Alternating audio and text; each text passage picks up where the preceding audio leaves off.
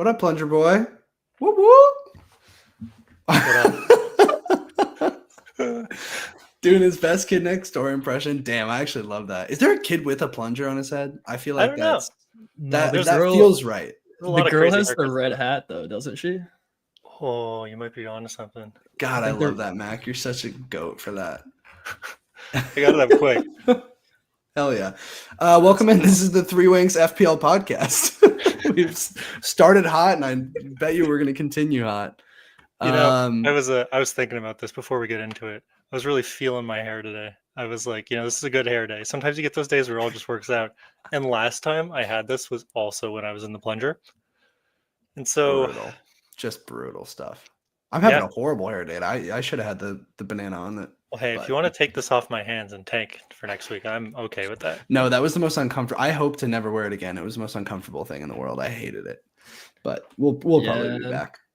You'll be back in about 2 weeks, if I had to guess. God, I can't wait to see that cone on your head. Anyway, that cone's already put in storage. It's done for the year. Sharpe, as you can tell, Sharpe had a successful wild card and is feeling really good about it because Jesus. Why don't we just jump into some game week reviews? Let's see that. Let's see that team, shall we? My next task is to graph Sharpe's charts.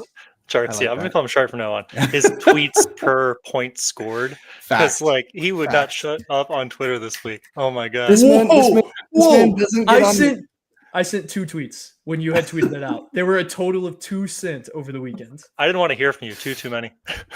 That's the amount of hate that I'm getting for 2. This is not a supportive friend group. I don't think it's the content of the tweets, because if you're saying like, "Wow, Rogers is having a great game," it's not that. It's that you come out and say, "Hey, at Mack FPL, hey, at Bluff PL, you guys fucking suck." Like that's the energy. So it feels like a lot. I didn't know we were allergic to shit talking now. Okay, we got some thin skin. We're not. Bad. I just can't wait till it's back on you. Same. I'm very excited. Totally fair. Yeah, well, so obviously successful wild card this week. Mac and I wanted to hear nothing from you. But we did anyway, because holy hell, yeah, this panned out nicely. Talk us through it. Yeah, no, it did work out really well. Honestly, kind of saved by my boy Muck in the back there. I won't lie. Got a little lucky. I mean, I picked him for a reason, but you don't expect a 17 out of a 4. I was going to say, you didn't pick him for this reason, but yeah. Right. So overall, I'm pretty happy. I think I can kick myself in a few areas. I guess number one, my things that were like a lock 100% were Gabriel, Timber, and then Pope were like 3 pieces that I absolutely had in there. Holland was no questions asked going to be in there. So those guys all pretty happy with. And then I wanted to target Newcastle. Burn, unfortunately, with his yellow and giving up 2 goals, he got DEFCONs. Is the only reason he had 2 points. So happy he could get DEFCONs, hoping for a little more defensive solidity out of them going forward. Yeah. But it was a rough outcome for them, but just quickly wanted to shout out Connor for last week's podcast. That was incredible. That man is a human computer, and he crushed it. But yeah, I obviously didn't work out this week, but I think in general you're going to be set with a double Newcastle defense. So. And he said last week that Brighton have had Newcastle's number for a couple of years, so an expected outcome. Yeah. For sure. I just wish it was to Minta and not to Welbeck. Granted, Minta got subbed an item on the bench for Enzo, so Enzo didn't play.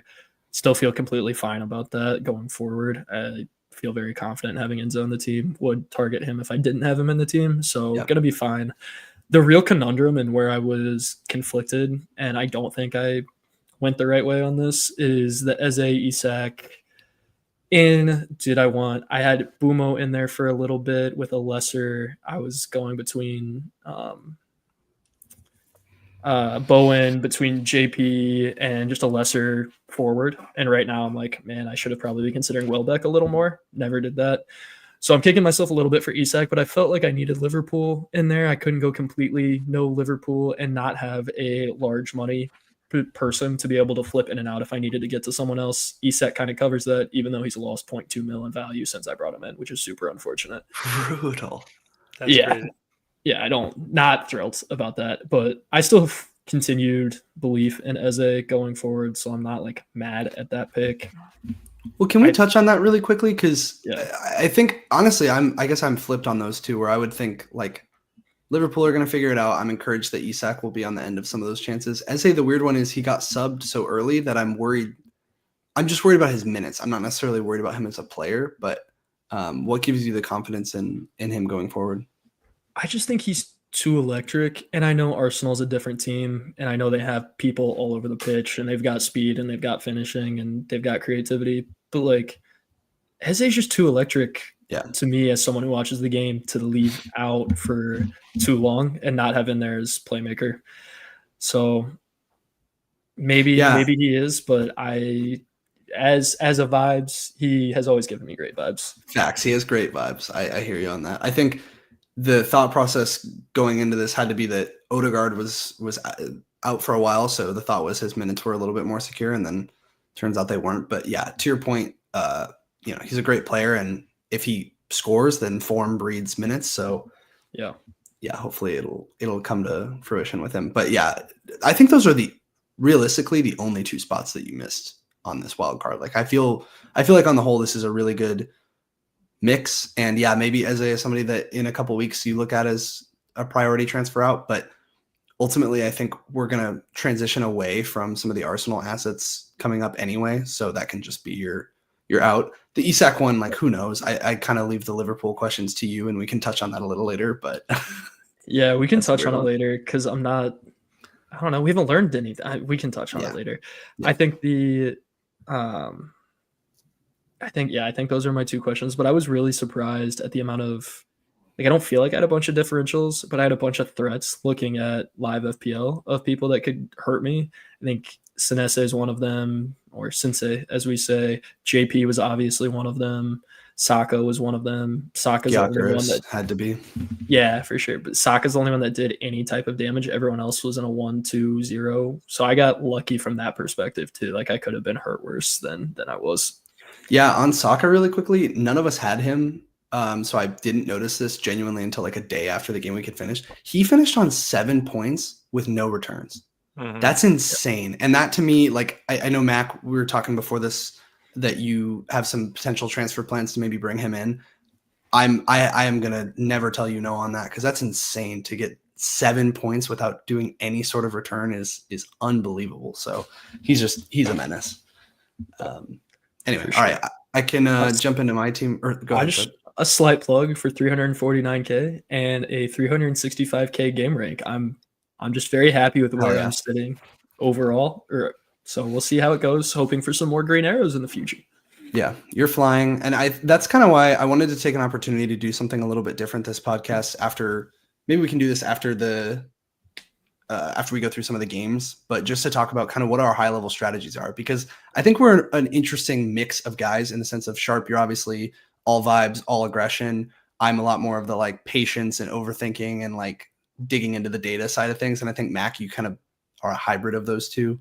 So yeah, I kind of just want to talk about like the season as a whole, those strategies, as well as like, is some of that stuff going to even out? Is it like, are there failings on my end or on your end or on Mack's end? Like where are the opportunities for all of us to learn from each other and see if we can improve for the rest of the year? And, sure. without just copying Sharpe's team. Yeah. I mean, if you want to get better, I'll show you how to do it. And I can say that, but I can also say, you asked who you should start this week in goalie. I told you Dubravka, and you said, fuck you, I want fewer points. So, yeah, I did also try to tell you guys that Steve was going to score 8 points, and he did. So yeah. But hey, you're right. I didn't take that advice. So, okay, yeah, I guess we can start there, actually, like the goalie situation. So, first of all, Sanchez is just a fucking cuck. Like, he fucks around. It's April Fool's every day with that guy. To get a yellow card, just so annoying. Sidebar, Chelsea can't go a game without getting a red card is insane. So yeah, I really like debated over those two for a while because the thought process was, all right, Dubravka is going to get more save points, just he does in general. So his upside is higher if he does clean. But Sanchez, I just felt like the odds of Chelsea cleaning were a lot higher. I was, last week in our pod, I was kind of talking about like, well, Burnley's probably going to clean because they did that against Sunderland. So against promoted sides, they're really good defensively, and that's what they did in the championship. But I was, just looking at the data again and being like, God, they're defensively just so bad. So I was like, there's no way they don't concede. And I think from like an XG perspective in this game, I think they got pretty dominated. But they just know how to park the bus, as Liverpool fans know. So yeah, that's rough. Should have played both of them, left a lot of points on the bench in that sense. Also, this is just another week where I wish I hadn't burned my bench boost in week 2 and had it for this one, because that would have been nice, but not the end of the world. Got in Semenyo finally, and that, boy, is it so much more fun to watch Bournemouth games when you have him, because he's so good. So that was a lot of fun.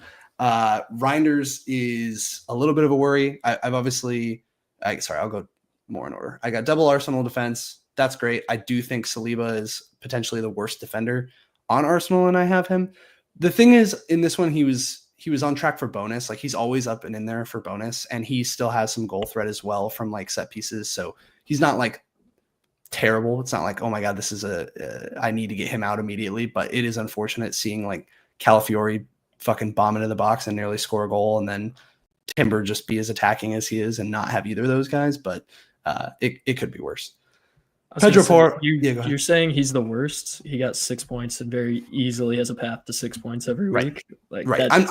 I'm not upset. You're not wrong, but it's also still a good pick for sure. I'm not upset about having an Arsenal defender. It just sucks that he's getting, like, my whole thought process for getting him in was that he was going to be a DEFCON guy and he was going to be big on that. And it turns out Gabriel's just eating all those up. He's still getting a decent amount, but not enough to get the points.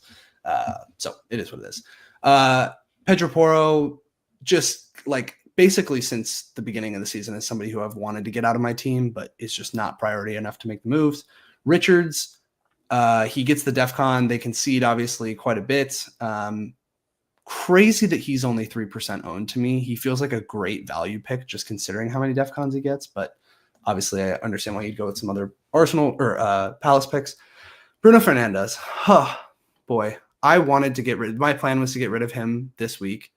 It was actually to get rid of him. Oh God, yeah. My plan was to always get rid of him this week, but now he returns. The problem is similar to like how we were talking about Saka. Like, he gets so much bonus. He has DEFCONs. He has penalties. The Amorim came out and said he's still on pens. Like, he is just one of those players. It's kind of like Sanchez, where it's like, I can't sell him, I can't, but I feel like I can't sell him, but he just is going to be frustrating, where he's going to kind of return like this sometimes. And I'm going to be like, I should probably keep him. Their fixtures look good for a while now. So that's frustrating. Reinders. So I've been like harping on how good of a pick Reinders is recently. And my whole argument with that is that he's a 90-minute guy on City for $5.5 million, that his underlying stats don't really show like what he's doing. I've been watching a ton of City games and he gets really involved. He's getting a ton of touches on the ball. He's in and around the box. He's had a lot of stuff blocked. It's just like, he's due. The problem is he got subbed early this week, and I'm not sure if that's a trend or just kind of a blip of like, okay, he needed some rest. But you have more midfielders in City coming back in, like Cherki and Marmoush and all these guys that can take minutes off of him. So TBD on if that's a really big problem. And the problem for this week is if I wanted to get rid of him, I don't have enough money to get to like anyone relevant. Semenyo I already covered. João Pedro, I'm going to save that. We can talk about him after we go through Mack's team because we're in the same boat on this one. Haaland is just the GOAT, and Gyökeres is a tough one. Like, I'm still not down on him. He's still got big chances in this game. I don't think he's not involved. If I could go back, I would absolutely do Saka over him, but I'm also just like not that worried. It's frustrating. It's frustrating that he's been blanking, no doubt. But so yeah, I texted you guys. I almost emotional wild carded out of this because I just don't know how many more weeks I can watch my entire attack basically blank, save Haaland. It happens every fucking week, and I'm so tired of it. But with that being said, like when we're talking about rank and stuff, I just keep staying kind of buoyed. I'm at about 1 million rank, and I keep staying buoyed around there. So it's like I'm not falling that bad. I'm just not gaining anything any week, and it's just I'm so frustrated. So that's the other reason I wanted to talk about the process stuff, is because I'm really doubting my own process and being like, holy shit, how much longer do I stick with these guys? So yeah, that's the game week in review. current plan is just to roll with this team because there's not really much I can do other than sell Bruno and find other things, but I just don't feel like that's the smartest move, at least this week.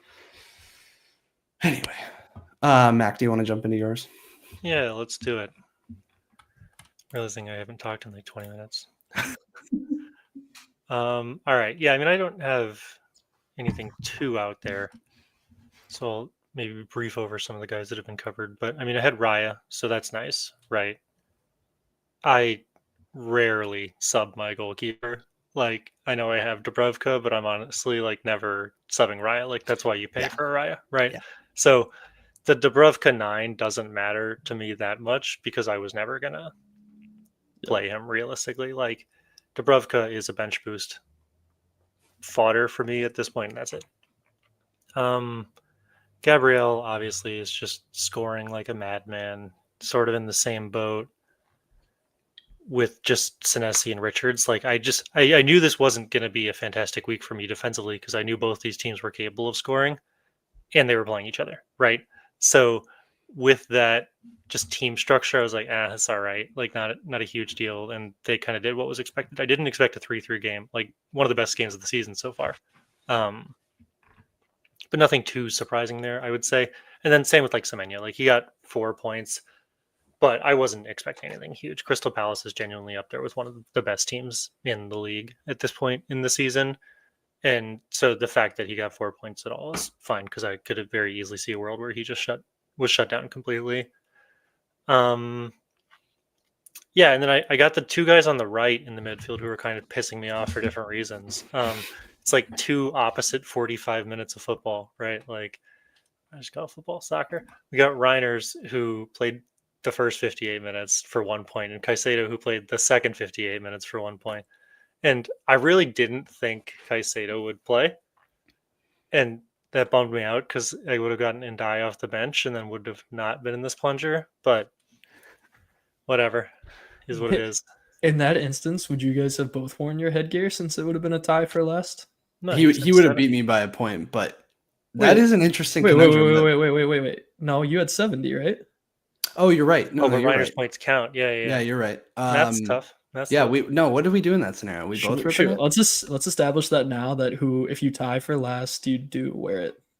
I agree. I think bottom 2 in that scenario. That feels like the right principle. If all 3 of us somehow tie, we all got last. We all wear it. I agree. Right. I'd rather a losers podcast, not a winners podcast. Fact. If you're trying to win an FPL, what the hell are you doing here? And then I don't know, like, not much else to say on the team because I just got the same 2 guys up front who I'm kind of just like looking at sheepishly. Yeah. Like, I don't know. My team is a big sigh. Like, I'm 11 points above the average and I still had a green arrow. So, like, not that bad of a week for me, honestly. And I was looking at my team beforehand and I was like, there are a lot of tough fixtures this week for my team. I'm not expecting great things. I just didn't think it was that high of an upside week. And so most of my dismay at this week comes from the fact that Sharpe still finished 20 points above us. I was just like, if you're paying attention, you're probably going to have these players for the most part. And then, yeah, still just got crushed. I mean, like, even my game week rank is 2.8 mil. So not awful, but not fantastic. So it was a sigh. It was a yawn. I think we feel the same way, Mac. And not to either jerk Sharpe off too much or give him too much shit. But I do think, like, while on the whole, I think I really like your wild card, and I think all those players are good in the long run. There is an element of this week just getting pretty lucky with that Mukiele 17. Like, that'll bring any game week quite a bit up. I mean, literally, again, everybody gets lucky. Like, I'm not trying to say that, but I just mean, like, that's it, as your competitor. That was so frustrating. I was like, that was probably the most frustrating one because I was like 17 points. 17? That's why I felt when you guys triple captained Holland. I was like, okay, I know he's going to get points, but 16 points. Like, are you kidding me? I've been on the losing end of every single one of those this season, and it's my own fault. No one to blame. But I would like one to go my way. You know, I think the 1 week I haven't been in this fucking plunger, I was average. It wasn't even like a good week. So I think I obviously got really lucky with it, except it's not like the first ridiculous point total we've seen out of a random defender this year. Like, yeah, it seems to be kind of a trend. that there is going to be someone random. Oh, for sure. For sure. Gonna, like, it's just that you own them and we didn't. That's But like, that's right. Also, it's again though, like I do actually think there's more, not like merit, but like you're expecting when you pay for like a Gabriel or like an Arsenal guy or a Cucurella or something for that to happen more often. So like, if a Cucurella gets a 20-pointer, I'm like, yeah. But if a 4.0 Mukiele gets a 17-pointer, I think that's when it's like, like, again, everybody gets the luck. It happens all the time. Like, we're going to be the beneficiaries of other luck, but that's one where it's like, it's not like you bought Mukiele because you were like, oh, he's got pretty sneaky goal threat. For sure. I'm not saying I bought him for goal threats, but I think it's kind of the other way around. I don't think I buy anyone in the 5.8 to 6 point whatever range and think, man, they're going to go off consistently. They're always going to get 4+ points. That's my mindset. Sure. Not like they're going to go crazy. So I would say actually buy the more expensive guys to be more consistent. And you do buy the cheap guys and say, fuck it, they might ball. Hey, credit where credit's due. You took a shot and it paid off, right? Like, ultimately, that's the game. I'm happy for you, even if I am slightly jealous. Green. Yeah. So. Oh, nice. We're back. And you put the 4 at the back. Yeah. I love it. Sorry, I was just looking at who you played him over. I thought we said we weren't gonna inflate his ego. All right. Yeah. Let's move right along. Eat a dick, Sharpe. Okay. So let's talk really quickly about those Arsenal picks. We don't have to touch on this game too much because this is just like Jesus Christ. But obviously you were on Wildcard last week, Sharpe. It sounds like maybe you would have gone differently. So if all three of us were on Wildcard this week, like who would be your triple Arsenal? Because I think there's arguments for so many different ones that I could see the appeal. Obviously, this XG is like looking at this Fulham bar, 0.44 XG throughout the whole game, just did absolutely nothing, had no substantial chances, just shows how good this team is defensively. So it's safe to say that we'd all have a defensive asset. Is it safe to say that that best one is Gabriel? I think so. Yeah. Probably safe to say that. I think he's got to be the best defender in the game with the DEFCONs, the goal threat, and obviously just being an Arsenal defender. Like, Calafiori and Timber score a lot, but they just don't get DEFCONs, right? I think if you're talking about most access to a variety of points, that's probably just edges out Gabriel because they're all scoring like crazy right now. Yeah, I think the difference is with those two, though, they're not getting quite the DEFCON he is, and so that just adds another tool to his tool belt. But something interesting on that, and why I went Saliba in the first place, is this is like from last season and me just not adjusting to the newness. But I just always felt like, oh, you can't really trust the fullbacks at Arsenal because you never know which one's going to play. They rotate a lot, and it just seems like those two have hung on pretty well. Obviously, that could change at any time, but if you guys, again, if you were wildcarding again, does that make you nervous at all? Like bringing in either of those fullbacks? You have Lewis Skelly who could come in for Calafiori, and then you have Ben White who could come in for Timber. Or are you guys just like, no, those dudes are locks and they're basically strikers? I think they're locks. Like, I think Ben White is coming off of an injury, so even if they are going to use him, I think it's going to be slower and we'll get warning. Yeah, right. It won't be a sudden like Calafiori's dropped, and as you said, form breeds minutes. So if you got a guy scoring like this, it's crazy. Yeah. And we might see rotation on those guys later on, but if they play 3 out of 4, that's fine. Yeah. Obviously we talked about on the offensive side Saka, and I think that's a great pick, but additionally I think it's worth, like, could you go triple defense? I know, Mac, you've talked about that you don't like having your eggs in that many baskets or in one basket, but this is one of the best. I think they're on paper, like XG wise, the best defensive team since they started tracking XG. So like they are just so dominant defensively. I think the only reason not to go triple defense on them is because you have to give up one of their attacking assets, and they are a top league attack. But I don't know. Where would you guys stand on that? Would you go for it? I would. Yes. If I were to pick 3 Arsenal players right now, I think I would pick 3 defense. And I don't think I would go Raya because I don't think I'm willing to pay for him. So I'm looking at... You go through like Calafiori, Timber, Gabriel? I think so. The whole line? I think I would do the whole line. That kind of... I love that. I kind of love that. That kind of gets me going. I'm not going to lie. That's what I'm saying. It scratches you where you itch. I think the reason why that's tricky is it's easy to say that in a vacuum that you can forego the Arsenal attacking assets, but the problem is you then have to fill those attacking assets with players who are returning from other teams, and that's where it gets tricky. Obviously, you're investing a lot in that'd be 18 million in that defense or around that. I mean, I have not had an Arsenal attacker in my team yet, and I have not had the problem with returning that people have with Arsenal players in their attack. Yeah. In theory, on paper, again, fixture stuff, right? They have a couple of really nice ones. I think they play, what is it? Is it Burnley and Leeds back to back or something like that? But they have a couple of really nice games. They play Palace this week, obviously. But yeah, I hear you. I think that's a fair argument. I think personally, I'm really scared of Saka. So I think if it was me, I'd probably go 2 defensive assets and then Saka. Because just the threat that he has and that he looks like the guy again freaks me out.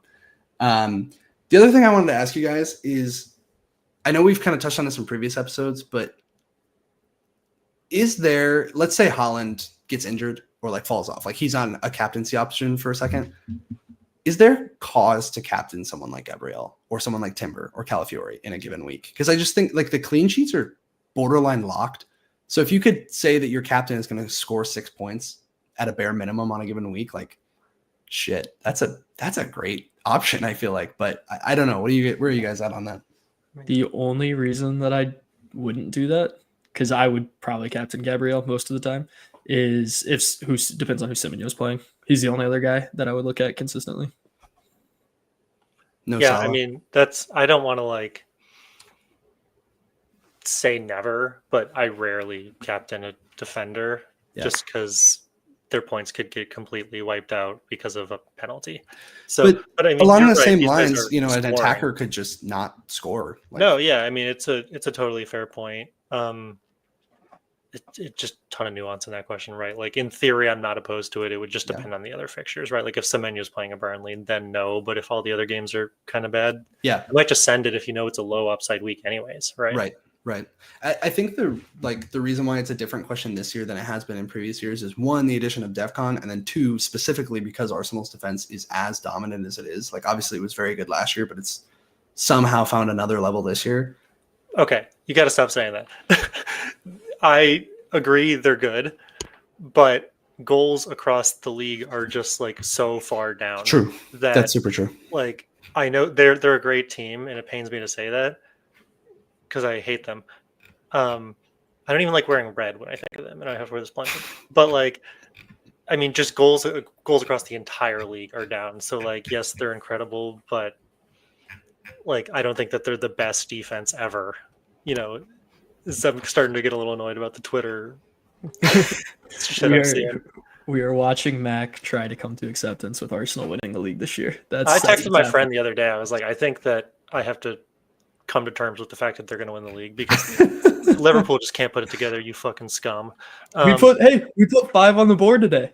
Yeah, do it in the competition where Arsenal is. Yeah, I thought you said Champions League didn't matter to you, Sharpe. That's because true. we don't do it in the Prem. So I know, but honestly though, Mac, like something to think about. Like I hear your point. Goals are down, but they're doing it in other competitions too. Like everyone they're playing in any other competition, they're also just.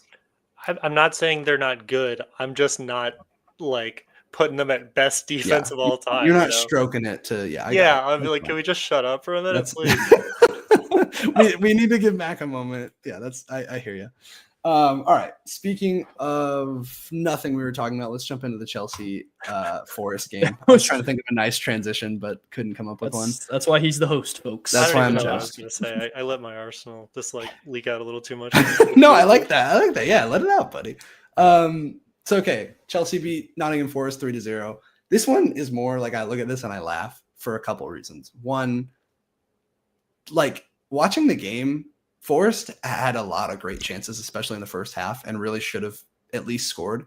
But they didn't. And that results in Ange getting the boot after 7 games or something like that.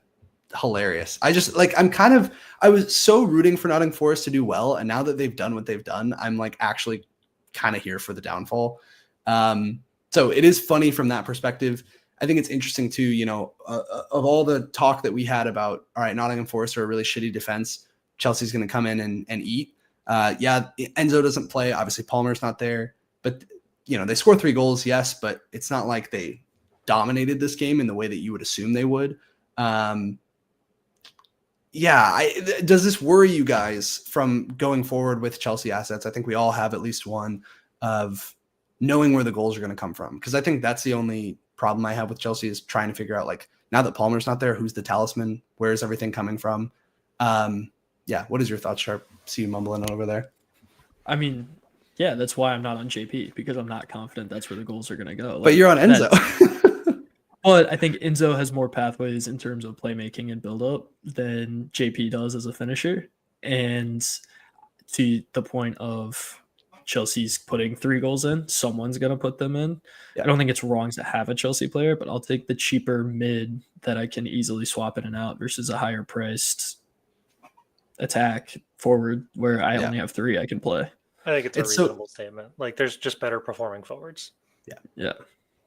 It is funny to just hear me talking to myself from a week ago coming out of Sharpe's mouth. That's very funny. But yeah, I agree. I think they're going to – I wouldn't overreact to this. I think they're going to score goals. This is the second time you've claimed I have not said things that I have said. I was up JP 2 weeks ago. No, last week I was talking about how the goals are going to come from somewhere, so I should get an Enzo, and you were saying you're crazy, and then here you are just making that exact point. I don't know if it's displayed like this on your screen, but I'm in the middle of you two, and it feels like I'm a parent separating. Like this is a gradient from one of you guys to the next, and I'm just in the middle. But yeah, I think I generally agree. João Pedro is incredibly frustrating, and I would. If he blanks this week, I think I will sell him almost certainly because boy, you just can't keep blanking. But it feels like a weird week because I think the player I'd want to go to is probably either Mateta or Woltemade, and Mateta plays Arsenal. Who do Newcastle play this week? I don't even know the answer. It's not something crazy, but it's not like a crazy good fixture either. They play Fulham. So selling João Pedro versus Chelsea versus Sunderland when he could score, like it just feels like a bad use of it. I think for me, additionally, there's some motivation to just roll to get to 2 free transfers so I can make potentially a bigger move next week or a different move. But yeah, I'm worried. I think the only thing watching this game back and seeing where all the chances came from is that a lot of these were kind of like bouncing balls in the box. Oof, don't like how that sounds, but are like just kind of chaos in the box. And João Pedro's right there. And that's how he was scoring when he was scoring, is just getting on the end of like kind of chaotic chances in the box and getting a head to him or getting a foot to him and putting him in. So he's right there. That's me like as an owner trying to justify keeping him because he clearly isn't like getting the shots that he needs to, and they aren't generating the way that they need to be. I mean, let's just talk Chelsea for a second, right? I'm starting to come around to the idea, based on nothing, I'm not like a reporter or anything, that maybe Palmer was more injured than we thought in like the first 2 or 3 weeks of the season when a bunch of people had them in their teams, and he just wasn't like performing because we were all like, where is Club World Cup Palmer? We just blamed it on the system, but then he's just been off and on injured since. And I don't think that it's a coincidence that like Chelsea just haven't looked good going forward. They just don't have a lot of stability, right? Their main guys, Enzo, Caicedo, Palmer, are all off and on injured right now. And I don't know.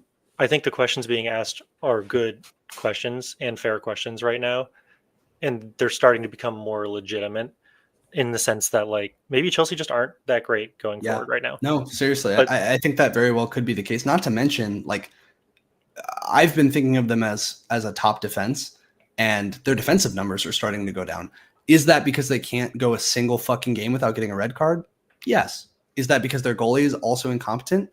Yes, as well. But yeah, like they do seem like on paper, right? They're winning games and they're scoring goals, but they're not in a good space. It feels like a weird time. They have an insane fixture run and great matchups, but it's just like a weird, I don't know. It could turn around, right? With great fixtures, they could just flip it, but they're a tough team to watch. They are a tough team to watch. And I think that's like the criticism of Maresca in general. Even when they're playing really well, he's not that fun to watch. So they're kind of playing the way we expect. And it's just, I'm not going to say disappointing because I don't like them either, but it's like from an FPL perspective, they have some really nicely priced guys, and I'm like kind of bummed that they're not firing.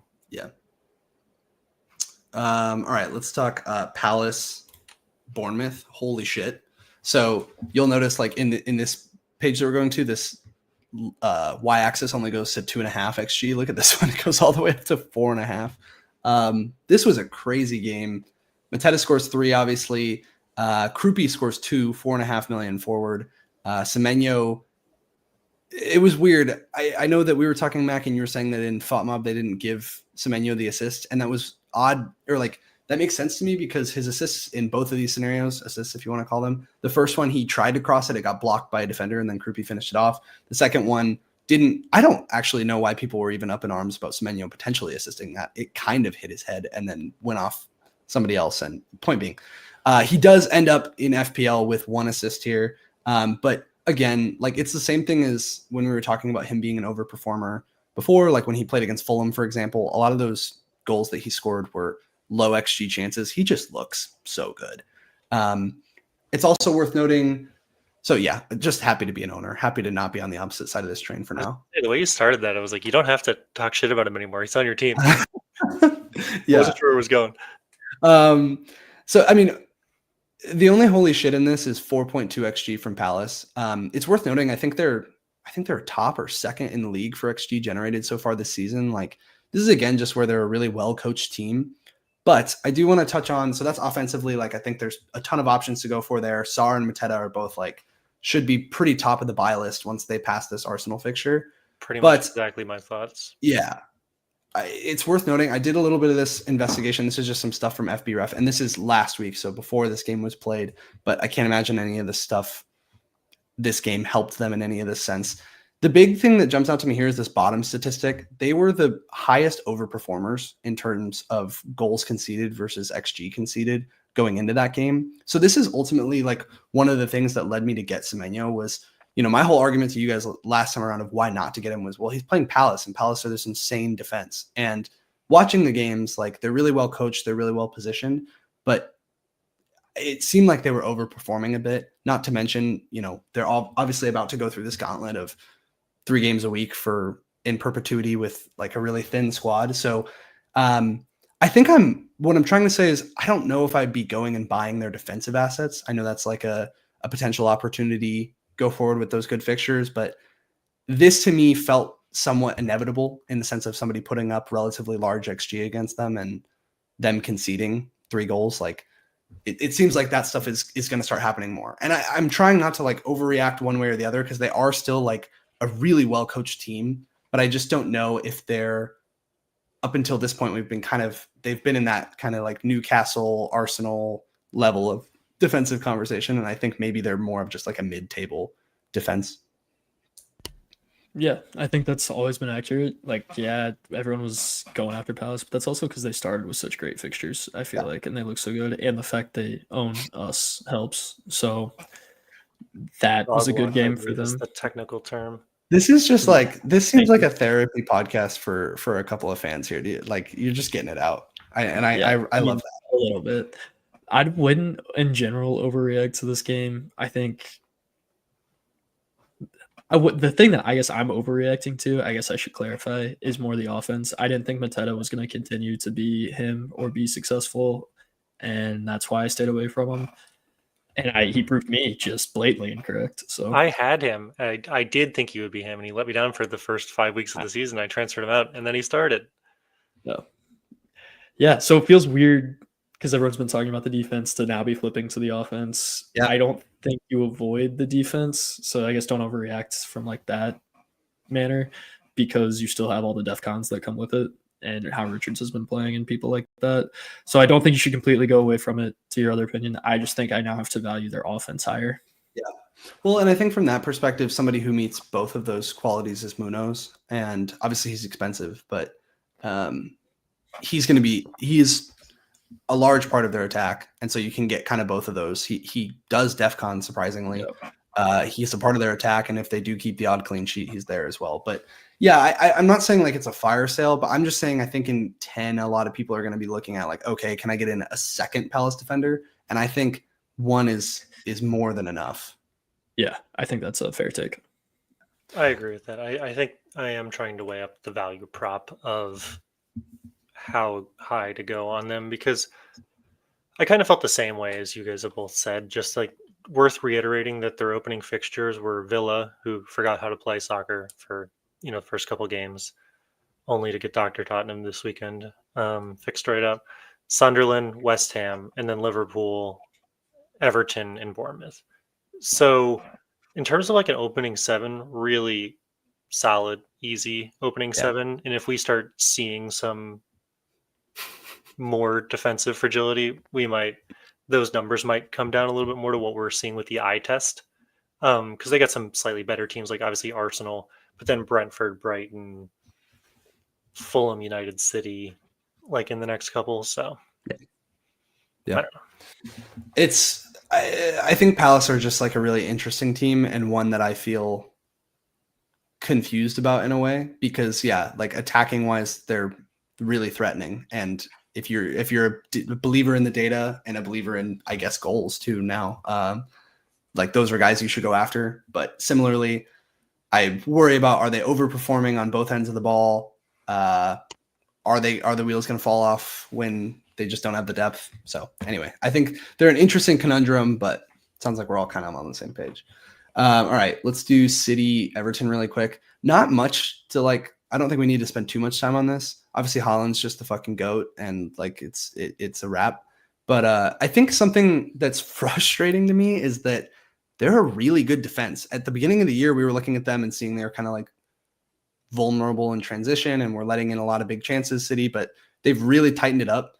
And Everton have actually not been a bad attack this year at all, and they limited them pretty solidly. Obviously, they have no Grealish, so that's a loss. But the frustrating part is there's no one you can buy in their defense. There's no one who's guaranteed. Exactly what I was gonna say. Maybe Donnarumma, but that's it. Like that's all. But why would you do that when you have other goalies that are cheaper, that are just as good, if not better? I agree. Is he 5.5? Is that right? He's pretty expensive. He's 5.5, I think. Yeah. Anyway, I think that's right. 5.7 now. He's even more. He's risen. No. But I think you can't buy anyone back there. You look at the points and they're not there. It's not like one guy. the minutes, like Vardiol got the rest this week out of the blue for no reason. Right. So I don't know what you do. Like I honestly don't think there's a reason to own anyone outside of Haaland on this team. And not only that, but not just the defensive assets, exactly what you just said, like attack too. Like there's no one who you can rely on. And up until this point, that was Reinders. And maybe this was a blip, right? And maybe he if he is still 5.5 and is getting 80 plus minutes on this team, I think once these fixtures turn in 13 for City, like he's a must.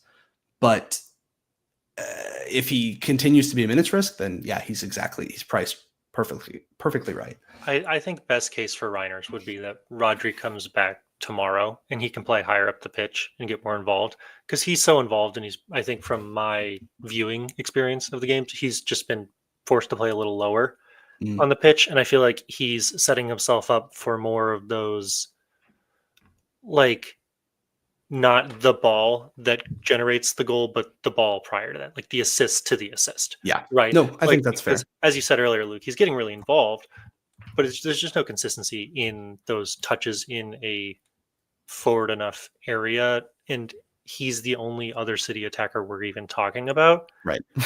So, even though Doku's had like this incredible start, but it's just a minute. Like, it's the Pep roulette. Like that's the problem. This is Pep roulette to like a much higher degree than normal, though, because historically, like at least the back line's kind of solid, but it's almost counterintuitive to everything I know that you can rotate like 4 of your center backs every week and have it work. Like Arsenal not touching their back line. Also, Pep's kind of a legend. I saw like his press conference. They asked him about the lineup, and he was like, "I don't know. I woke up this morning and I said, I think that it sounds good. I had a dream and I thought that might be the good lineup." And I'm like, God, I actually kind of love this guy. He's just a troll. All right, and I intentionally saved this one for last. Obviously, it was one of the last games. Fuck you. But I think this is just going to spur so much conversation. It drives a lot of my thinking for future plans. Is Liverpool United. I I rewatched those highlights again today to just make sure I knew what I was talking about going into this. I was on a plane while this was going on, so you guys were watching. I was getting text updates. I was keeping up on Twitter, but I couldn't stream it for whatever reason. And it sounded like Liverpool were the worst team that have ever existed on the planet. I watched it back. Like, I really don't think it was that bad. I understand that, like, the expectation is to beat a team like United, and the L is the problem here.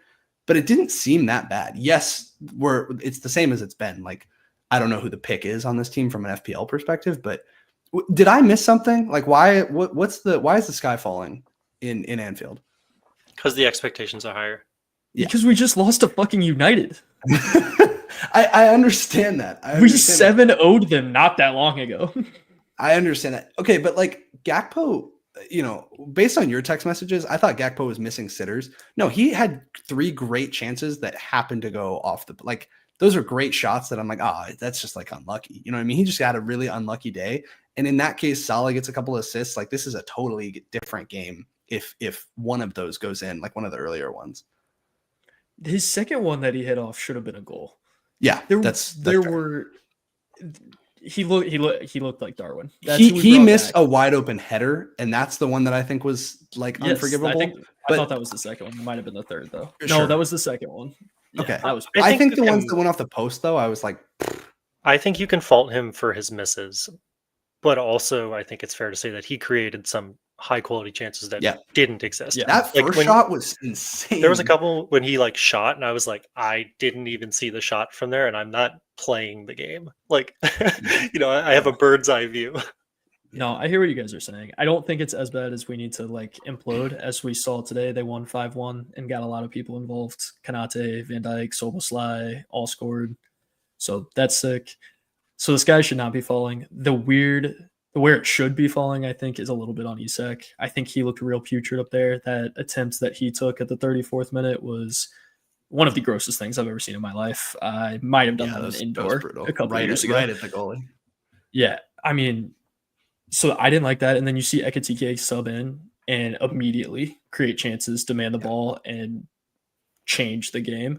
And what I saw from Isak is laying back, not looking that aggressive, and not really looking like he's in form whatsoever.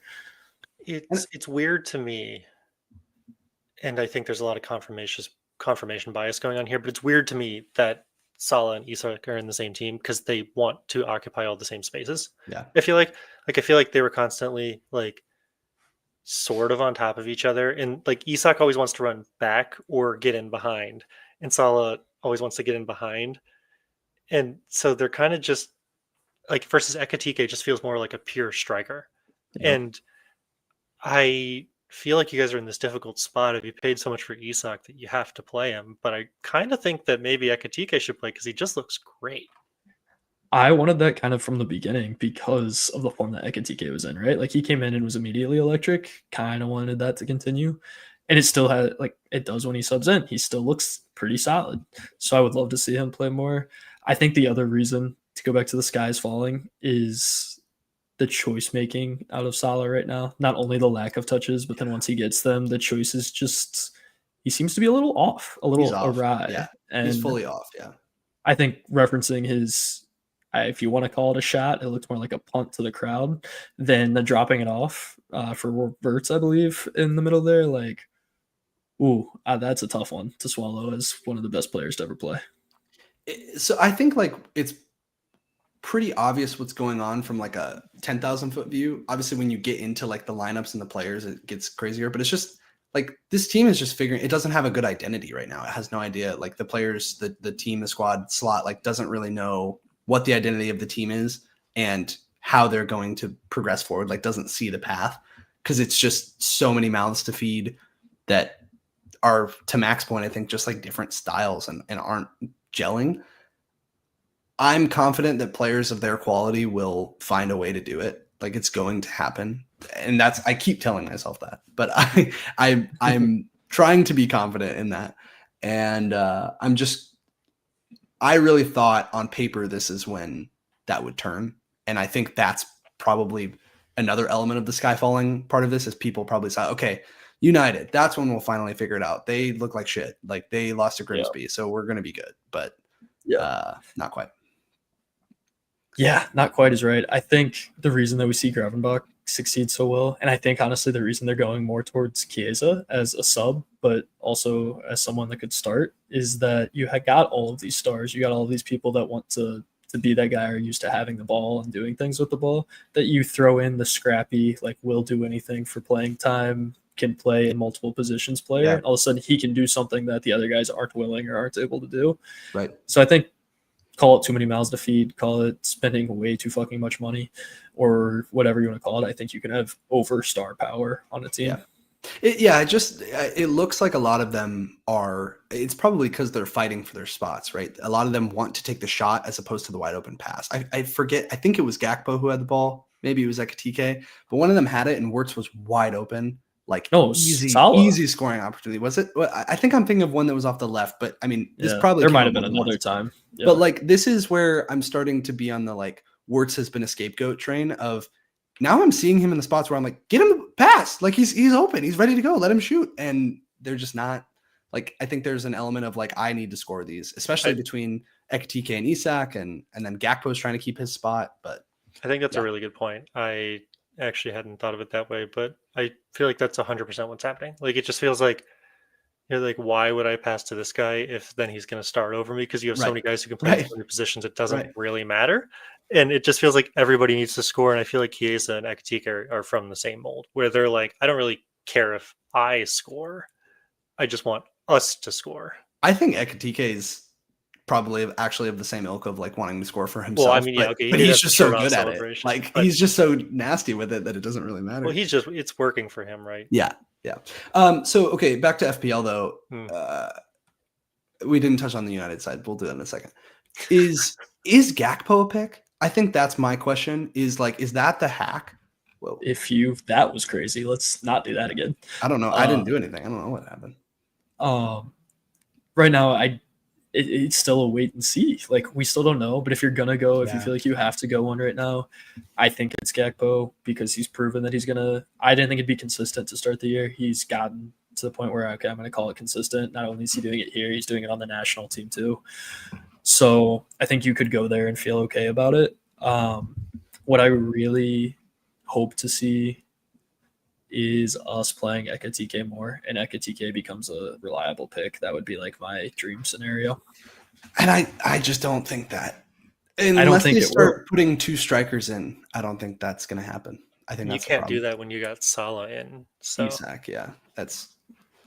So okay, we're back on the same train, which is there's no Liverpool picks, which brings me to. Well, go ahead. What about big man Virgil? I've been wondering about him because I know that they're making mistakes, but if the fixtures get easier and they have a high floor, I was wondering if that would lend itself to some like upside if you get through City in 12 and then you just start facing some not great offenses. Like maybe it's so much money. I know. I definitely think he could be a pick. And honestly, so you sent us what you were thinking of, you're transferring in Keane was like one of your maybe transfers for the week. Yeah. And initially I looked at it and was like, I don't really like that. And then I started looking through what would be the alternatives. And it felt like when we started the season, point being, I'm going to say, I think it's a good transfer, but start of the season, it felt like there were so many defensive options. And suddenly, like now with Anderson going down, some of the DEFCON guys like running into tougher fixtures, everybody's tripled up on Arsenal already.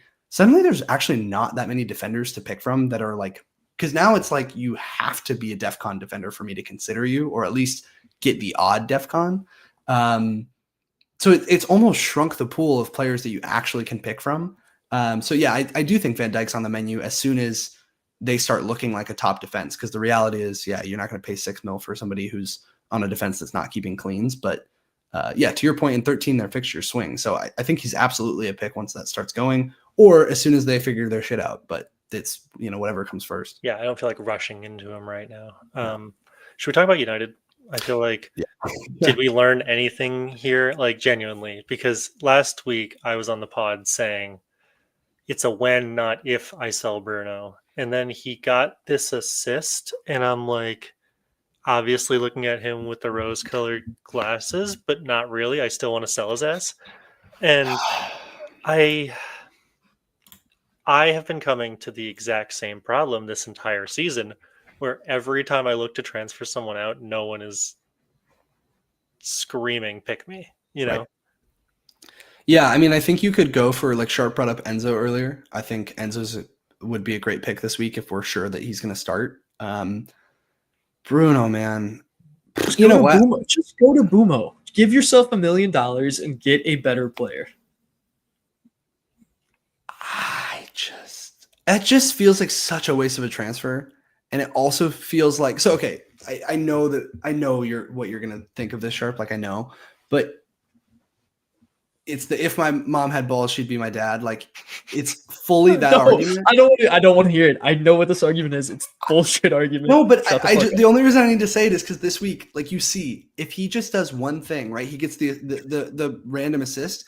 He has bonus. He has DEFCONs. He has all these different ways of just getting free points. It's what Saka did, right? Saka blanked this week. That should be a bad. Like, we should be like, oh, Saka didn't score. That sucks. Normally that's what that would be. But because he got the bonus and the DEFCONs, like, you're like, shit, even when he blanks, he's still a pick. And that's Bruno. It's the problem so far. Genuinely, the only thing has been that he's missed his fucking pens. If he hadn't missed the pens, like, we wouldn't be having this conversation. He'd be one of the outstanding picks in the game. So it's the like, other thing is, to like keep going with you, Luke, he is getting crazy DEFCON numbers. I mean, Arsenal 11, Fulham 13, Burnley 17. But he keeps missing them by just one. Like, I know. And then he goes and gets Brentford 11, Sunderland 9, Liverpool 8. So he's up there for DEFCONs too. So honestly, I think this is the perfect transition into, like, what I wanted to talk about on the high level of the strategy stuff. Because Sharpe, you're sitting here banging on the table, like, we've established you're the, like, Vibes FC, and I don't think anyone in their right fucking mind from an FPL perspective could say that the vibes are good with Bruno. He's the worst vibes. He's like Sanchez. They're both just like the worst vibes. But they're both players where you're like, fuck, but they're going to shit out points, and I'm not going to have them as soon as I transfer them out, right? Anyway, I'm not like, I don't know where to stand on the Bruno thing. I'm having trouble, like Mack is, selling him right now, but I don't necessarily think that's right. Like, I actually want your advice on this. But I think this is like where your and my strategies come into conflict more often than not. It's like, you're like, hey, this player isn't performing, like João Pedro right now, right? He's not performing. He's not shooting. Why the fuck do you guys still have him? And Mack and I are sitting here being like, well, he's expected to. He's got good fixtures coming up. Like, we're more of the, like, long-term planners and thinkers. And I think for me personally, obviously I had a good season last year. And I think part of it had to do with that, of, like, making the planned moves and being measured and not making the jumps.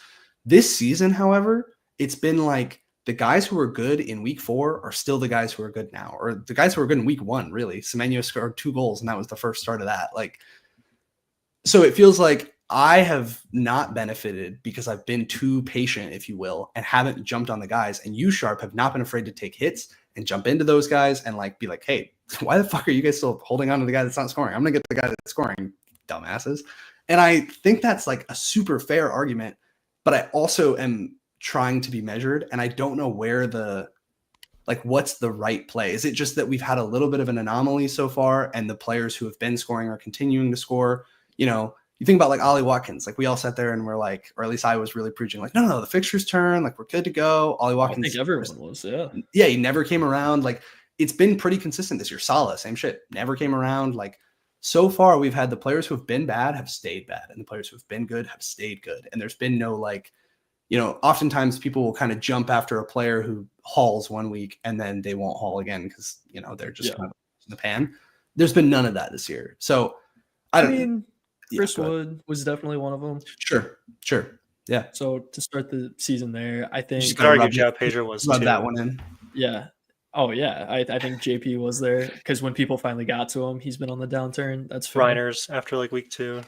He was the other one, both of whom I transferred Wood and Reinders in the beginning. I at least benefited from João Pedro because I got out of him in time and just had him in there for the appropriate amount. But I think that's so fair because that was part of what I was thinking today when we had discussed that we wanted to do a higher level meeting strategy discussion, is that the aggression is paying off, and, like, big time. No knock to Mack, you're just the one that says it, like, that you planned for, like, the game week 5 with the players that you had in game week 1 in your first draft, and, like, you're waiting for those guys to come, but then every week you kind of say, I don't expect this to be a good week for me. Well, and I'm waiting for these. And I just like, if I can make this week a good week within 4 points, like I'm going to try to take that every single time. So I'm really interested in this thought process too, because I've just been having this like spiritual crisis in FPL for like a year and a half now. Like genuinely, I've seen it.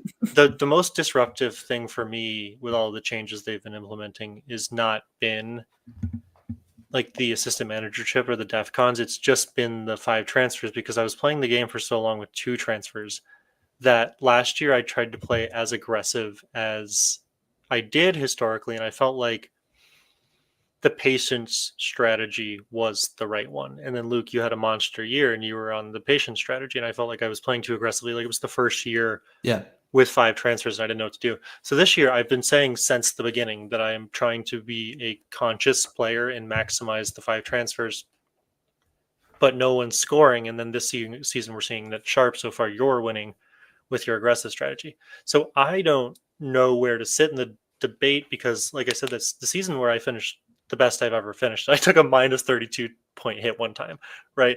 So like I'm not. That's crazy, man. I actually need you to like show me what that was, because that sounds insane. Minus 32. If I could like figure that out. It was so dumb. I was sitting in the airport just tweaking, and I transferred Mahrez in and then out and then back in.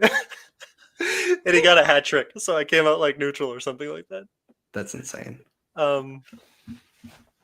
But yeah, I don't have a point to that necessarily. It's just that I don't know how to operate in this environment, and I'm not sure what's right. You and I are both feeling lost, I think, is like that's Sharpe. You feel like you have a good path, and like that wild card, it looks great. And I even, like I said, I almost emotional wild carded, but I looked at, this is what happened to me last week too. I looked at a wild card and I was like, fuck, it's just not different enough for my team right now. It doesn't make sense for me. Same with this week. I look at it and I'm like, it's not different enough. Like I look at players that you have like Ultimata that I'm like, I would love to have him, but it's just not worth, like, I don't think I can make myself do that right now. You know what I mean? Or, okay, Mateta just scored a hat trick. Maybe I should get him. Like, it's this weird, I'm trying to figure this stuff out. On the Bruno, like, I think the Bruno one is super interesting.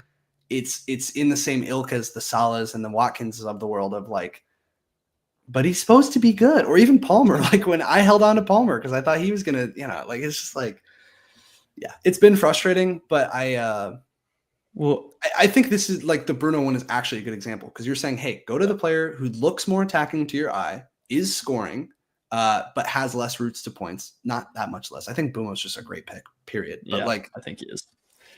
I think, sorry, just to go back to the aggressive strategy, and then I'll get to the Bruno thing, is we get the wild card. You get a free hit, then you get a wild card, then you get 5 free transfers. Right. Like, you get to do a lot in this first half of the season, so why not maximize just that and just go for it when you have the capability? And the worst thing, I guess for me, Luke, again, as you're talking about, because my team, when I wildcarded, like theoretically I could have taken like a -8 and gotten to a pretty solid spot of where I needed to be to get very close to this wild card. So it's not like it was that far off, but I think it just pays to then be on the right guys and then start building the flexibility after that. So why would you not just go for it? The hard part for me this season is who are the right guys, because the goals are so down. It's not like everyone's getting hat tricks. Like Mateta just got a hat trick, and it's like fairly obvious that you need to like get him. But like for the most part, it's been either 1 goal or nothing. Or, you know, a couple weeks ago when Luke dropped his rant, we had like the most clean sheets set in like a single Prem week. And so I feel like even though I'm like literally looking at the stats, I'm having a hard time figuring out who it's going to be on a given week. You know, like Voltermata doesn't have amazing stats, but he's scoring. And I look at his goals and they're not, they're amazing goals. Yeah. But that doesn't equate in my mind to being a sustainable. I think Voldemata is a really interesting one, because it's like less so than Semenyo. Sorry, I'm trying to keep my cat off my keyboard. Less so than Semenyo. He's like Semenyo is generating more chances and higher danger, but Voldemata's just got that, like both of them are, when you watch them, they've got that dog in them. When he scored that like back heel flick the other day or whatever, that was so sick. Point being, like, there is an element of like just hot players riding hot. Like, because to your point, Voltamata is a great example. He's getting really few shots, but when he does have them, they're going in. So in theory, that should be not very sustainable. And you and I should benefit by not going with a player like that and going for somebody else who, like a Bruno, for example, who has a ton more routes to points. And like, do you want to talk about Bruno? Oh God, do I not? I really don't. But but I think like Salah is a great example. Like, imagine right now if one of you guys hadn't sold for Haaland, like you were still just like, no, Salah's going to turn. Salah's going to turn. You're probably right. Like, he's going to turn. It's just because there's no way this continues like this. He is having the most historic underperformance that he's ever had.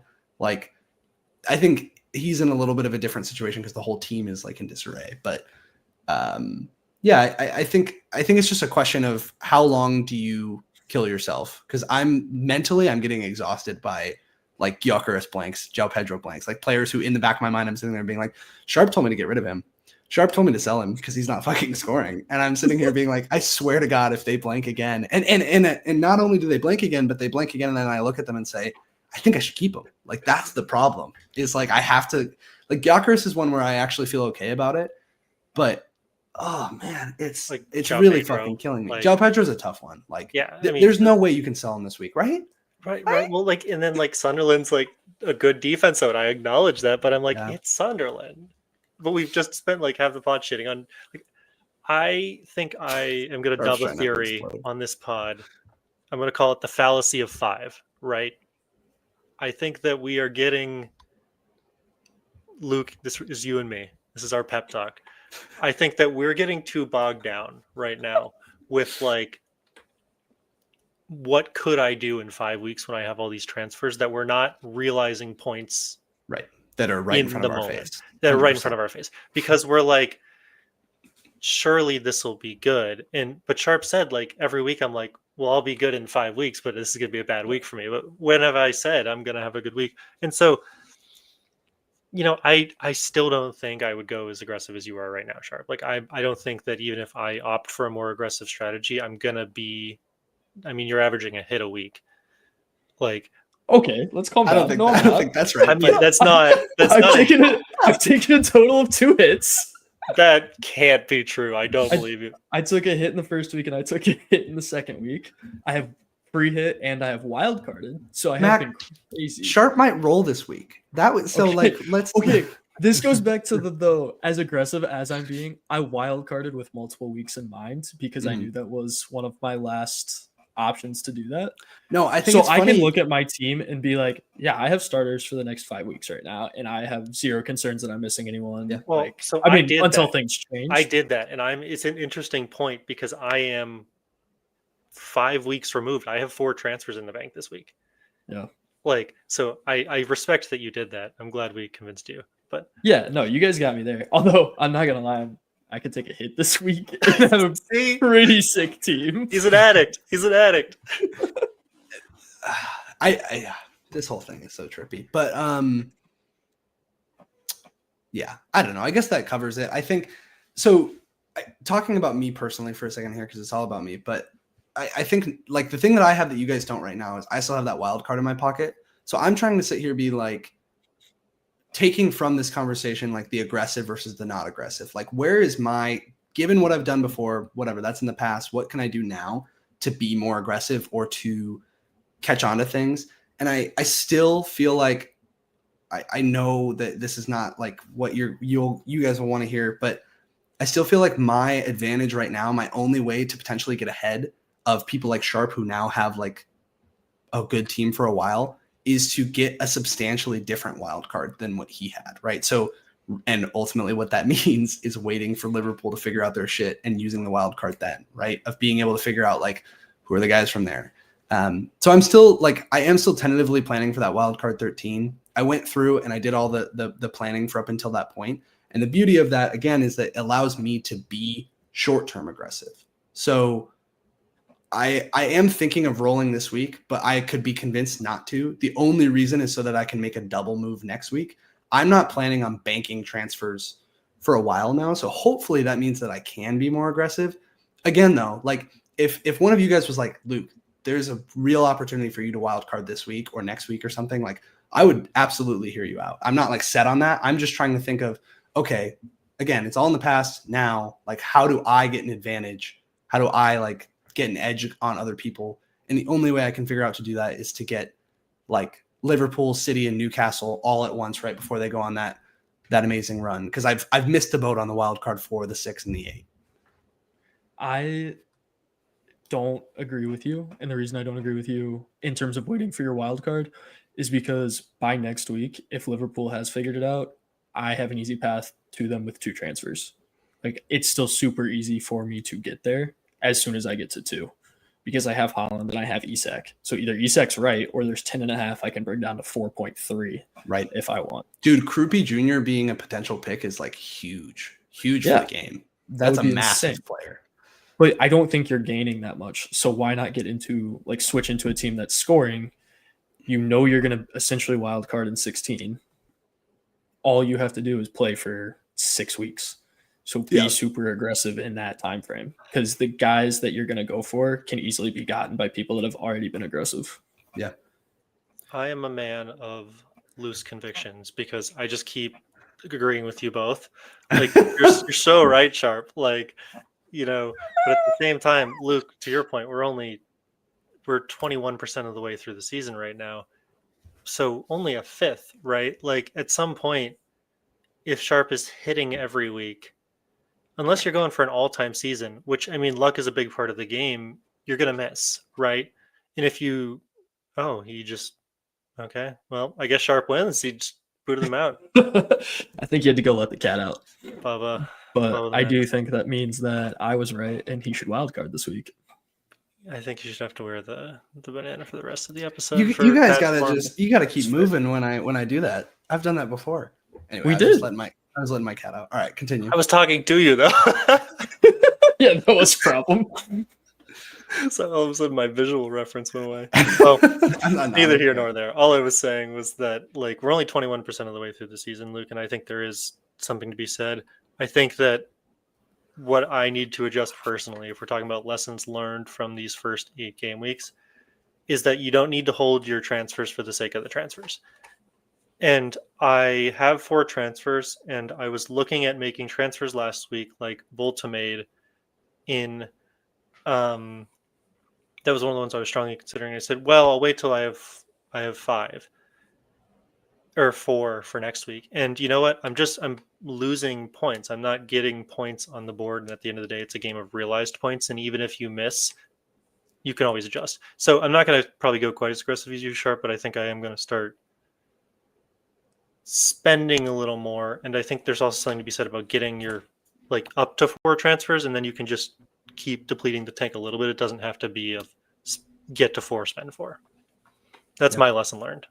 Yeah. I think to your point, like I kind of think of this as a resource game of like, and maybe it was you who said that, Mack, a couple weeks ago, but like trying to accumulate transfers. Like if you can roll the transfer, that is ideal. You know what I mean? That's kind of how my headspace goes about it. And I don't necessarily think that's the right play.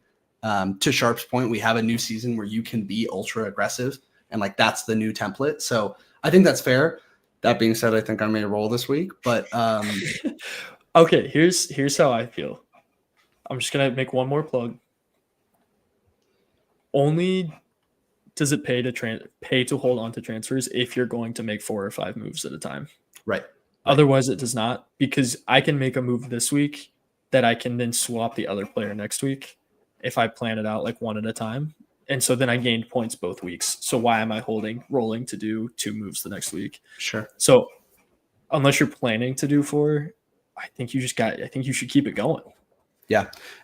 So, and again, like the whole me on 13 thing, I think in a weird way is doing what you're saying, because I planned it out. Like, again, that's, you said it in text. You're like, I can't wait for that to blow up. And it already has. But point being, like, I planned it out to 13 to be like, all right, is this really like a smart prospect? And what it allows me to do is essentially like bring in a free hit player every week where I can like be like, all right, this week Gordon's playing West Ham. Next week, Rodgers is playing Leeds. Next week, these are bad examples because those guys are not probably good picks. Yeah. But you know my point is like you can bring in a guy who like has a really great fixture and you might not want for the long term and just be like, sure, I think he's going to score this weekend. Boom, bring him in.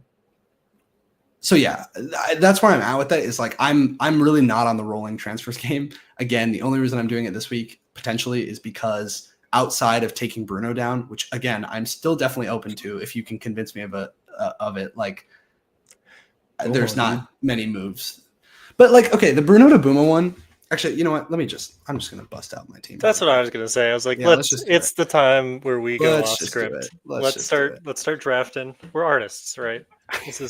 We gotta see it. Okay. Let me see. Can you guys? No, I gotta put it on the fucking thing. He's learned his lesson so well. Good to know that our host can operate the system 8 weeks in. All right. At this time, please show your eyes to the top corner of our screen for our lovely sponsor, StreamYard.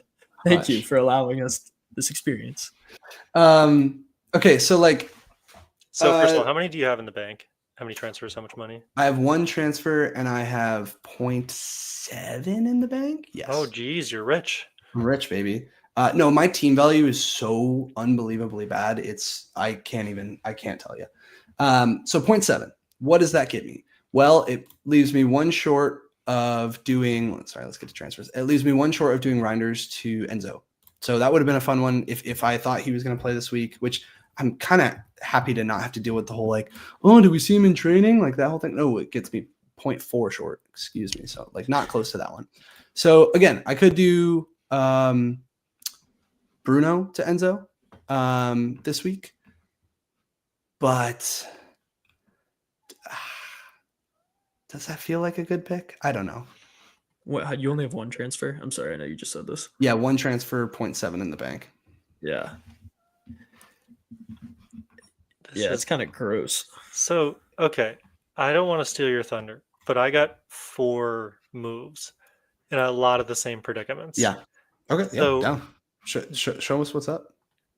Well, like, I have some of the similar thoughts. So you can keep your team up. I'm like curious because one of the questions I keep asking myself with these guys is who do you get instead?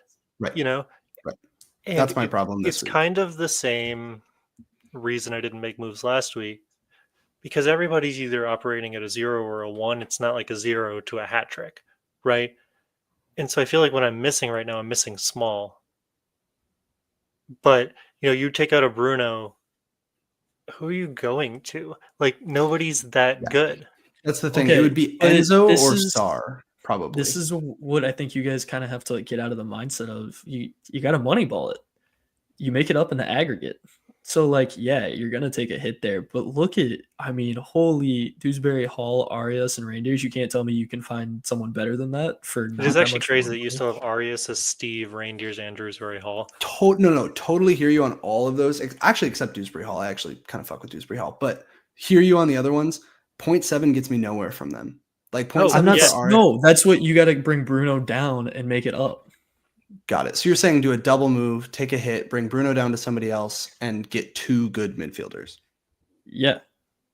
Okay. Or talk to me. Fix an attack because you could do that too. Like forwards.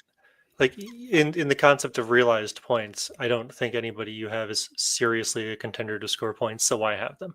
Sure, I'm totally with that. But again, so the reason, like my problem this week is I don't know who to buy from a midfield perspective because Sar plays Arsenal. I'm not going to bring him in. I could bring an Enzo. That is a real like genuine option. I could just do Bruno to Enzo.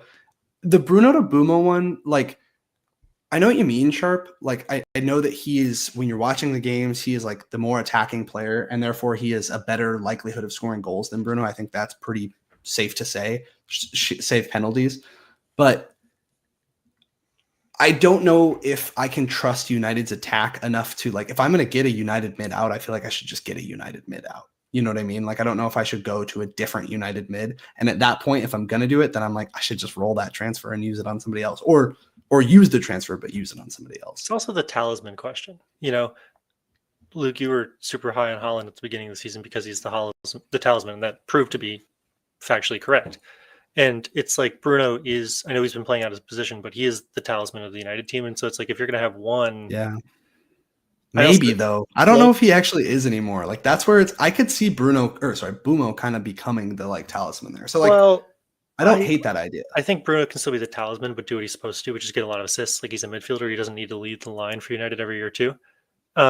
I also think that Mbumo kind of has not clicked with Cunha yet, by the way. I think that's a weird little like conspiracy theory that I'm on right now. No, I don't think it's conspiracy theory at all. I like think that Cunha they wants to kind of shoot. play worse together. Yeah, Wait. Cunha wants to shoot. He wants to drive and shoot, and he doesn't pass to Bumo when he's wide open. Like that's the problem. Okay. Sorry, I heard everything you guys were saying. Take out Bruno for Saka. Yes. Okay. And Gauk it down to Walterman. Sure. What? This feels so much better. 100% better. For a hit though? Like for 4 points, is it 4 points better? Because yes. I could see Voltamade blanking this weekend against Fulham, and I could see Gauk getting the goal instead of Saka or something. Like I hear you. I hear you. Because I do think Saka's better than Gauk.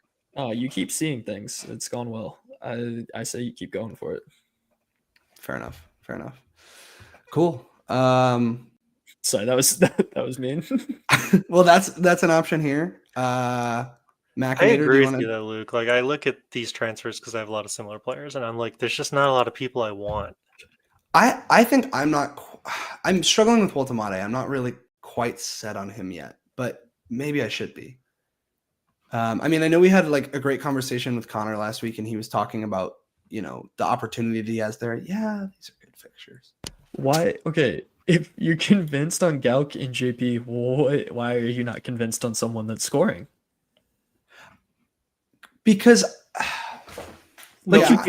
it's not like he's had like a crazy 1 week that's bolstered. Sure, like, but the fixtures are very good. That's the real challenge of this period is that like the Sunderland he fixture. put 7 on Arsenal. No, I agree. Yeah. No, like he scored 3 weeks in a row. Like that's the. And then he scored 2 weeks before that. If I'm scoring 4 out of 5 weeks, yeah, I'll take that. Yeah, for sure. I get that. I get passionate because I love the man. No, I mean, this is the reason that I didn't have Chris Wood all last season, because I was just like, surely he'll regress. He's overperforming and he never stopped. Right. So maybe it was just time to jump on the train. Yeah, I could see that. All right. Well, we already just got him on Semenyo. Let's not get crazy. Let's him hopping on too many trains. All right, let's see it, Mac.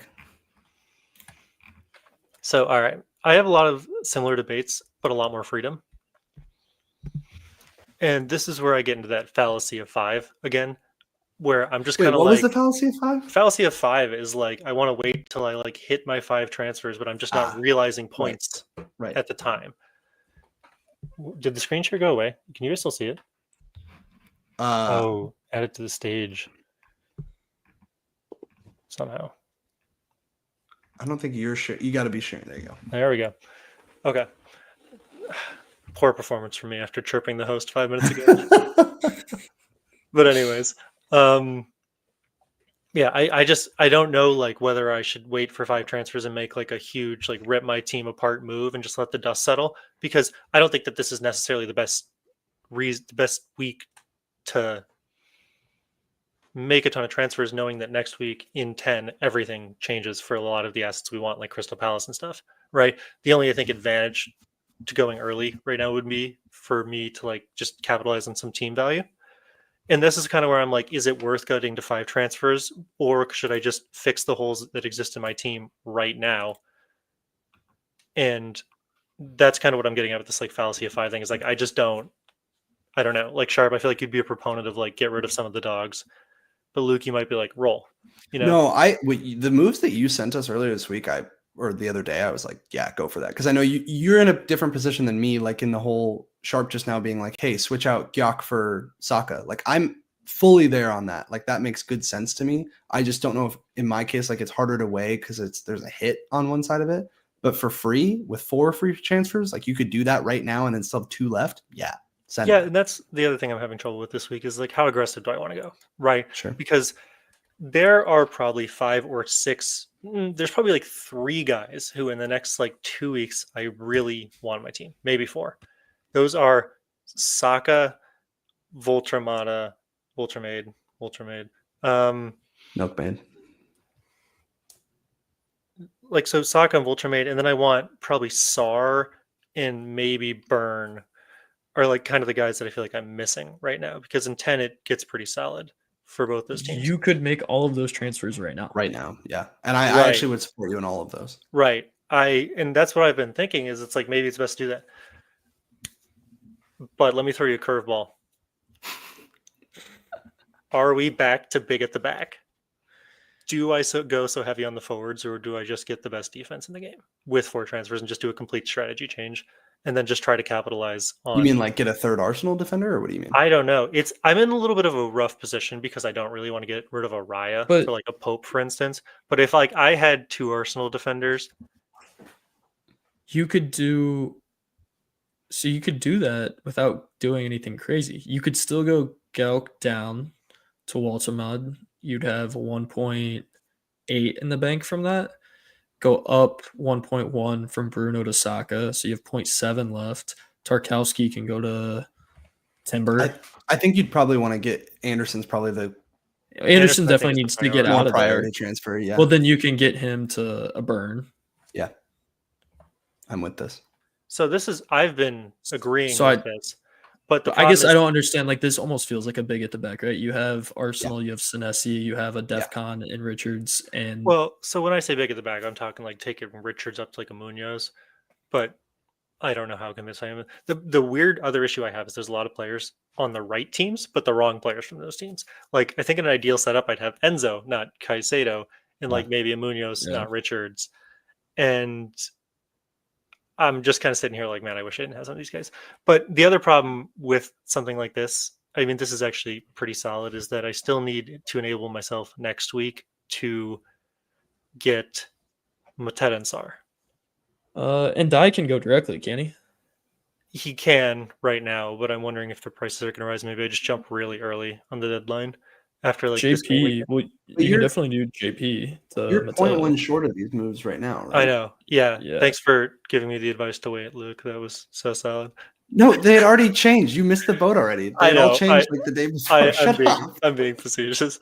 But yeah, like, so I don't know. I'm like, these do feel like good moves, but ultimately I do want to end up with like a Sarr and a Mateta next week. So then, like to Sharpe's point, you can do that still, right? But I can't even do this right now. So you need to. Tarkowski he's too much money. I agree, but then I'm burning all 4 of my transfers, and I want to bring in 2 players next week. So am I just resigning myself to take a hit? That's my question. That's the. Hang on. Just I want to make 6 don't transfers. Do burn. Just do the Voltamade and Bruno to Saka, and then that leaves you 2 transfers to do whatever you want to do next week. Right, you could still bring in Burn next week. You could still bring in whoever. Like Tarkowski is, I agree with Sharpe. Like, he's too much money, but he's a fine player to play versus Tottenham. Like, I'm not. That sounds great. I think just leave it, get those 2, upgrade to Saka, which I think is a huge upgrade. So you're saying just do these 2? Yeah, I think just do that. Or what was the thing that you had sent us yesterday? Because I was using all 4 of them, and I was like, I was gassed up on that. Yeah, that was crazy. So it was Krupi. You were going to bring in Krupi and just have like all the money in the world, which I don't think is a bad idea either. Yeah, one of the things I don't understand, or not understand, but one of the things I'm not confident in is he's been insane. I was like looking at FBref the other day, and I just sorted by like with no filtering, goals per minute, and he had something like crazy, like a goal in 9 minutes. That was because he hasn't played. So Evan Nielsen's been playing all the games. He's barely played at all, but Evan Nielsen's hurt. He's in. Like, regardless, if you're doing this structure, like of bringing in like a 4.5 million forward, it's essentially a dead spot in your team, and like you're improving the other guys. I know you still have your bench boost left, so maybe that's worth the consideration.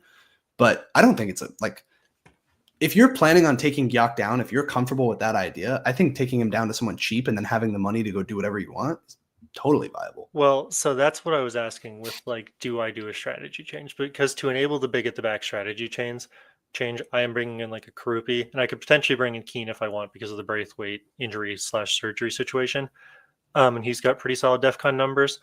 And then I just have like a ton of money. But the problem is then there's 2 forwards who are kind of good right now in the sense that there's like Voltermata and Mateta. So I either need to commit to going kind of heavier on the forwards, or put more of my money in the back. And it's hard to get money out of the defense is the thing.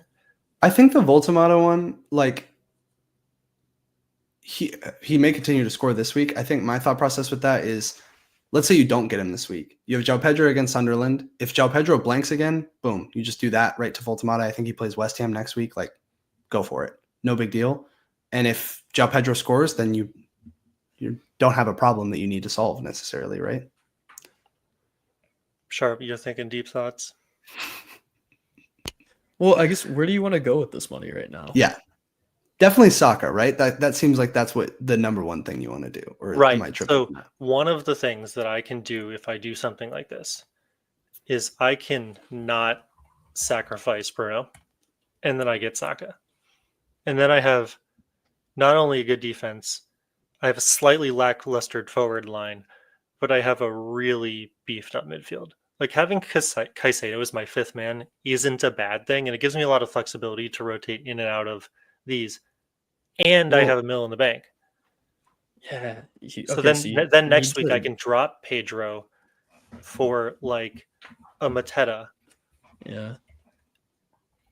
And then I can still straight swap to Sar.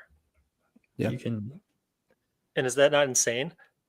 I think you need to fix Anderson is my only thing. I was going to say, let's reset this, Mac, and let's talk about what are the things that you need to get out. Thank you. Like, what's the highest priority? I need help focusing this team because I am seeing possibilities, right? Because like, as much as like transfers, as much as like the Gyak down and Bruno to Saka is, I think that's a great move, and I'm not going to tell you not to do it. It is definitely the luxury move out of what you're looking at. Like the guys who need to get out, definitely Anderson. I think that's probably number one. But I guess you could also stash him on your bench. Maybe it's not that big a deal. But I think Anderson is a big one. Tarko, like I don't see that as a priority to transfer. I only see that as you need to get rid of him if you need the money. And then I think Ndai has looked pretty good. I don't know. Where are you guys at on him? Because I'm okay with you keeping him. I don't think he's a bad pick by any means. He looks pretty talismanic. Which is weird because if we're talking about players that have realized points, he's literally returning almost every game. Yeah. In some capacity. And and I wouldn't even say that he's had some real good fixtures in the opening couple, but then he played Liverpool and Crystal Palace and City and returned in all of those. And I'm kind of looking at him like, I don't feel a need to rush out a guy yet, like Ndai yet. Tarkowski's different because I think that the odds of Everton clean sheeting against a lot of these teams are different, but for a 6.5 on pens, it's not the worst thing. Like if we're talking about moneyballing it. Yeah. So I don't necessarily feel like I need to get rid of him. Yeah. And you could, if you want to get rid of him next week, like Sharpe said, you could go straight to Sar. Well, so he has Sunderland next week is the thing. Yeah. I would still have him in my team if I could have afforded him when I wildcarded. I think Caicedo is more the priority, honestly. You think getting Caicedo out is more important than getting Reinders out? No, I think Reinders for sure. I could see either of those arguments. I think that with Reinders, it's tough. It depends on if you need to play him this week. Because with Reinders, like you could just wait and see. You don't necessarily have to get rid of him right this second. Because like if he plays 90 this weekend and scores, then you're like, oh, okay, never mind. I'll keep him. But and then you could have 5 transfers and it'd be so fun. Or he could do jack shit and hey, I still have 5. No, but I'm just saying you could. I'm saying if you can bench him. I'm just saying like if you don't need to play him. If you need to play him, sure. But if you can just bench him, then that. Well, if we're talking about picking a team, I have to bench Anderson and Richards at like a minimum. So I could bench Reiners, or I could try to upgrade. Like if we're talking purely on capitalizing on points, probably the most valuable move for me this week is like getting a Tarkowski out for someone who has a better game. But in that case, I would just say transfer out Anderson and bench him then. Yeah, I mean, yeah, right. So I also just like back, like this is where like Caicedo, I just don't think Caicedo's a good pick, like in general. I agree. I picked him to be like my floor, like my 5th man, and then Reiners kind of fell out on me. So that like I wasn't supposed to rely on him as much, I picked him, I said, purely for the DEFCONs, and like Enzo wasn't really an option back then. So I still stand behind it. He scored today in the Champions League. So he's scoring for fun and he's like putting up monster numbers. The only time he hasn't gotten DEFCONs is against the most open Forest team ever. Did he play? big minutes. Yeah. Okay. So then, sure. Like, so every move priorities. that I want to make is a luxury move, and that's what I lost because it's like I could go Enzo, but I have Caicedo. I could go Saka, but I have Gokra. It's like I'm like covered. And so, do I just wait for the meta to shift? You know, do I roll? I feel so late. I don't think the answer is to roll. I'm going to be with Sharpe on this one. I'm going to say the answer is not to roll. I think I want to transfer this week. I think let alone I think the Saka change, even if you just did that, if you just did those two moves, I think those are great moves, and I think that's worth the upside of 2 transfers. The other stuff, I think Anderson again is a priority. I think either Reinders or Caicedo, one or the other, because you have to play one of them this week, is a priority. So I think you could use all 4 realistically. But I also Tarko and you starting him this week. I don't really see that as a huge problem, because remember why you bought him. Yes, he's 5.5 and he's too expensive. Sharpe's right. But the reason you got him is because he has base incredible def cons. And honestly, Tottenham could keep the odd clean. Not sure that def cons are Tarkowski's upside this week, but I genuinely don't know if Tottenham are going to score. So I think there's a higher possibility that he cleans, and I'm starting to think that it's fine to play a Avenger against Tottenham right now. Yeah. All right, Sharpe, do you want to do yours? Yeah, sure. Oh, thank you. I've come to no conclusions. I think that's always the outcome. What we're here for. We just talked about the ideas, but I was looking for advice. I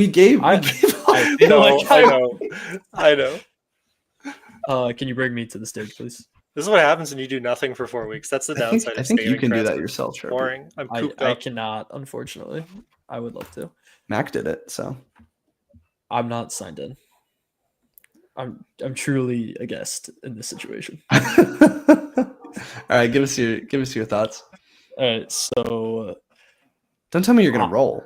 Ugh. That's where I'm at. I mean, right now, who do I want? A Sar is somewhat on my radar. A Mateta is somewhat on my radar, but I didn't bring in Isak to get rid of him right away.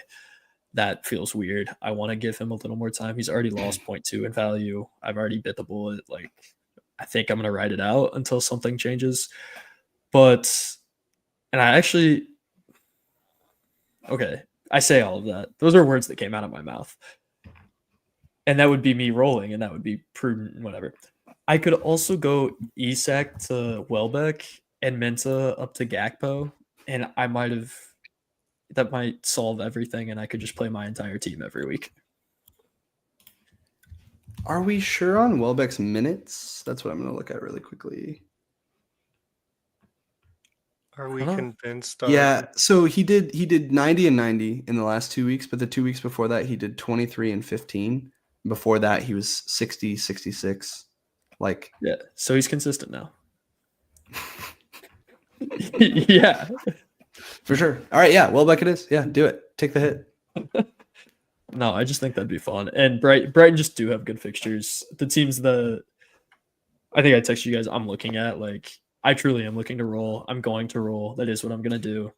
Yes, I'm convincing myself, but it's the right thing to do because I did pick this team for multiple game weeks, and I have a solid starting team this week. And I was even kicking around the bench boost idea, but really, if I look a week ahead, the fixtures get even better. Everyone's essentially on a green or an average fixture, which is beautiful. What is the week ahead for some of the guys? Are there any highlights? Who is it that you're talking about? Literally everyone is on green. It's pretty crazy. So there you have Arsenal against Burnley. Even Sunderland gets Everton then, which is kind of nice. Okay, yeah, I see. So you really are in a pretty safe spot then. Yeah, no, I truly am. Brighton's fixtures even get real solid. They got Leeds. No, I'm in a good spot. I am going to continue to roll. The bench boost has really been the only thing I've been kicking around. But then it's really trying to hold until week 12 to start targeting hopefully Liverpool players at that time, the right Liverpool players, maybe attacking Bournemouth a little more with Senesi, or if Evanisson figures it out and is back, that could be a play. But I think that's when I'm going to start targeting people, and I'm rolling for now. Wow. Never thought we'd see the day. Yeah, it took me so long to say it because it pained me so much to say. that I had to get everything else out before I got there. Yeah, I like it. Okay, I feel like that covers it. Any final thoughts? Sounds like we all have some thinking to do on our teams, except Sharpe, because he's Mr. Boring and decides to roll. But that's crazy. Yeah, he was the other one. Little Wolves action. Sorry, I'm good now. I'm removing you from the stage. You don't deserve permissions anymore. All right, we are at an hour 40. I think that's probably about time to call it. All right, we will be posting on our Twitter account kind of how we're performing this week, and we'll see who comes in that hat next week. Mac, are you sleeping? No, I was literally just listening. I was like, this thing gives me no eyebrows, I guess. All right, that's enough of this. This has been the Three Wanks FPL podcast. We're out of here.